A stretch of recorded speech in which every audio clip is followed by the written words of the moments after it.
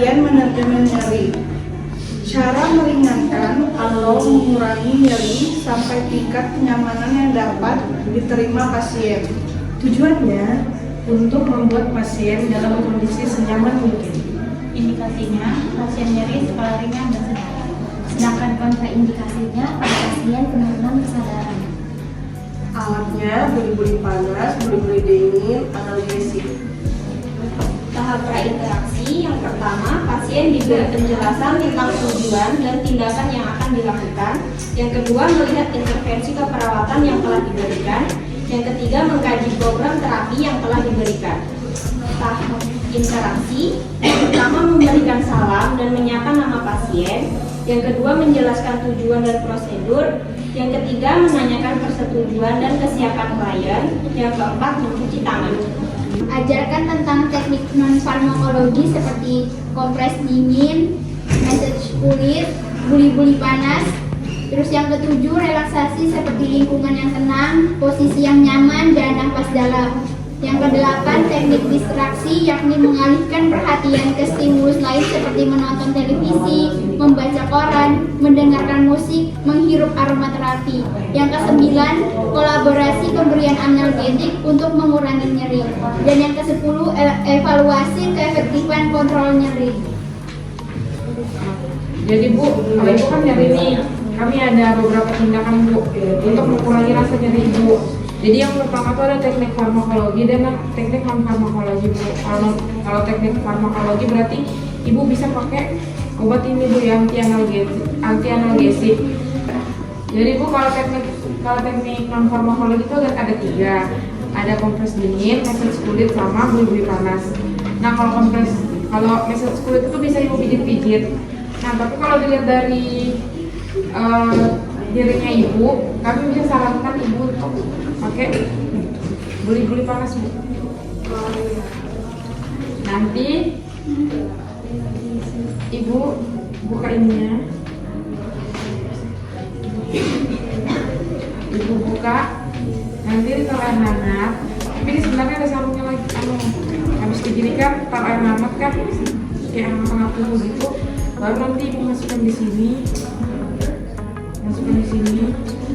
Tahap terminasi, yaitu yang pertama mencatat identitas pasien dan tindakan yang dilakukan. Yang kedua, mencatat respon pasien.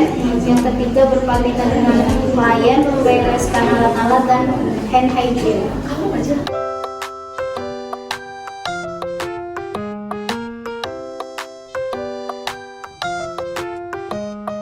Standar operasional prosedur pemberian obat kemoterapi. Kemoterapi merupakan cara pengobatan kanker dengan jalan memberikan zat atau obat yang mempunyai khasiat membunuh sel kanker. Tujuannya, satu, menurunkan ukuran kanker sebelum operasi. Yang kedua, merusak semua sel kanker yang tertinggal setelah operasi. Yang ketiga, mengobati beberapa macam kanker darah. Yang keempat, menekan jumlah kematian penderita kanker tahap ini, menunda kematian atau memperpanjang usia hidup pasien. Yang kelima, untuk sementara waktu meringankan gejala. Dan yang terakhir, mengontrol pertumbuhan sel-sel kanker. Selanjutnya ada indikasi. Yang pertama, untuk menyembuhkan kanker. Yang kedua, memperpanjang hidup remisi. Ketiga, memperpanjang interval bebas kanker. Keempat, menghentikan progresi bebas kanker. Kelima, paliasi simptom. Yang keenam, mencegah volume kanker. Yang ketujuh, menghilangkan gejala praneoplasma. Sedangkan untuk kontraindikasi, yang pertama ada trimester pertama kehamilan, yang kedua adalah septikemia atau infeksi. Alat yang pertama ada alat sitoplastika, 2 cairan SL 0,9 atau invalid, 3 pengalas plastik dengan kertas absorpsi atau kayu di atasnya, 4 gaun lengan panjang, masker, topi, kacamata, sarung tangan, sepatu. 5 dashboard disposable, 5 cc, 10 cc, 20 cc, 50 cc. Yang 6 infuser dan vena kateter kecil, alkohol 70% dengan kasa steril, 7 bak sprit besar, 8 label obat, 9 plastik tempat pembuangan bekas.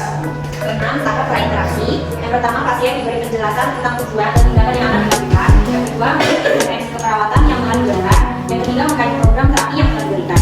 Yang kedua, tahap interaksi. Yang pertama, memberikan salam dan menyapa nama pasien. Yang kedua, menjelaskan tujuan dan prosedur. Yang ketiga, menanya persetujuan dan kesiapan klien. Yang keempat, mencuci tangan. Untuk tahap kerja, yang pertama, perawat mencuci tangan.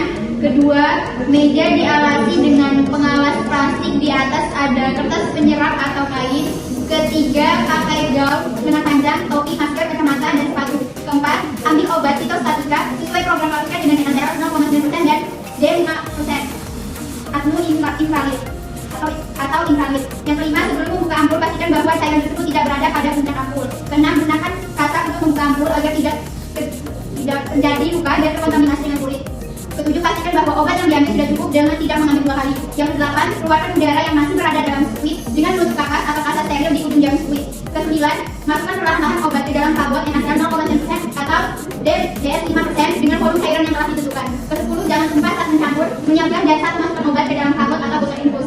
Ke-11, buat label nama pasien, jenis obat, tanggal, jam pemberian sekitar akhir pemberian atau dengan simpan.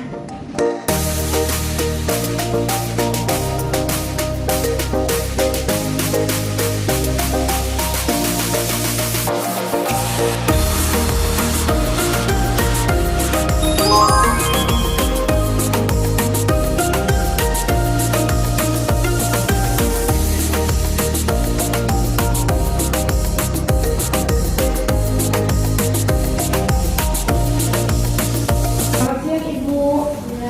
Ibu benar-benar Ibu Ina? Iya benar. Saya lihat dulu ya namanya. Baik Ibu, jadi hari ini Ibu jadwal kemo yang berapa nih Bu? Yang kedua. Yang kedua Bu ya. Jadi nanti kami akan memasukkan obat kemonya di jam 11.45 Bu ya. Oh ya baik Pak. Ibu tunggu dulu nanti saya kenal dulu. Ibu kita mulai Bu ya pasang infusnya.